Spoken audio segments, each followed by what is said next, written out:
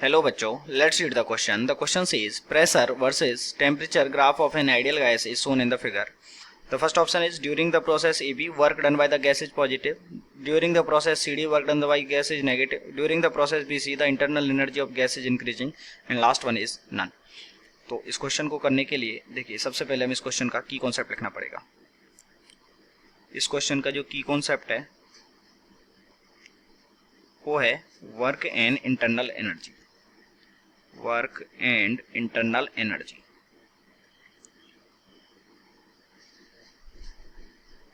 तो देखिए सबसे पहले क्वेश्चन में बात करी गई है प्रोसेस ए बी की।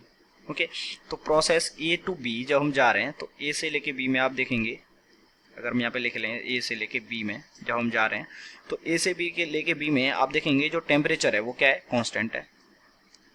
टेम्परेचर कांस्टेंट है और जो प्रेशर है, जो टेम्परेचर कांस्टेंट है और जो प्रेशर है वो क्या कर रहा है, इंक्रीज कर रहा है।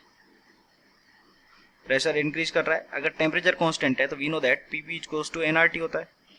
अगर टेम्परेचर कांस्टेंट होगा तो क्या होगा, टेम्परेचर अगर कांस्टेंट होगा तो जो वॉल्यूम है वो क्या करेगा, डिक्रीज करेगा, क्योंकि P is inversely proportional to क्या हो जाएगा, वी के, यानी कि जो वॉल्यूम है वो क्या होगा, डिक्रीजिंग होगा, वॉल्यूम डिक्रीज करेगा। तो आप देख सकते हैं जो प्रोसेस ए बी है उसमें जो वर्क डन होगा, अगर वॉल्यूम डिक्रीज कर रहा है, अगर वॉल्यूम डिक्रीज करेगा तो वी नो दैट कि डेल्टा वी क्या होगा, नेगेटिव होगा। और आइसोथर्मल प्रोसेस है तो इसके लिए कितना हो जाएगा, pressure N R T L N V two upon V one.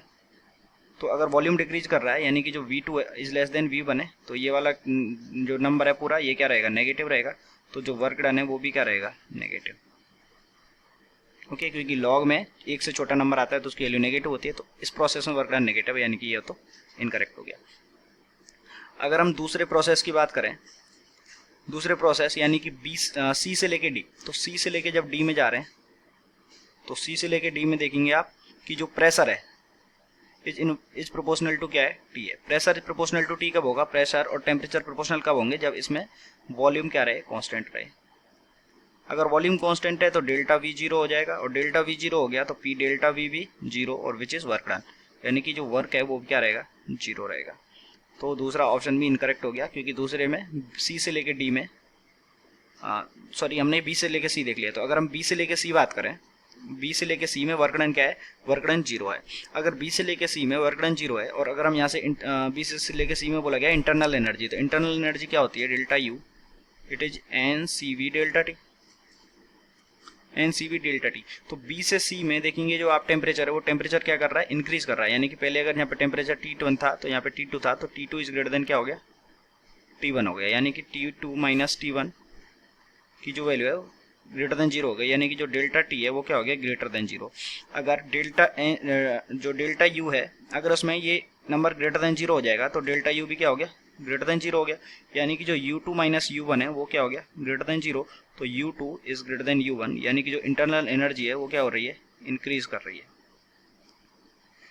Internal energy increase कर रही है, यानी कि during the process BC the internal energy of the gas is increasing. और अगर हम C से लेके D बात करें, तो अगर हम C से लेके D बात करें तो C से लेके D में क्या हो रहा है, B का जस्ट उल्टा हो रहा है। ओके, इसमें क्या हो रहा है, टेम्परेचर कांस्टेंट है, टेम्परेचर कांस्टेंट है और जो प्रेशर है वो क्या कर रहा है, डिक्रीज कर रहा है। अगर प्रेशर डिक्रीज करेगा, टेम्परेचर कांस्टेंट है, क्योंकि प्रेशर क्या होता है, वॉल्यूम के इनवर्सली प्रोपोर्शनल, तो जो वॉल्यूम है वो क्या करना चाहिए, इंक्रीज करना चाहिए।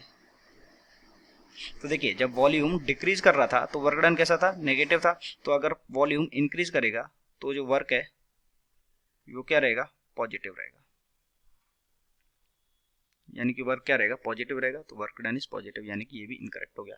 तो option number C is correct. I hope you understood it well. Best of luck.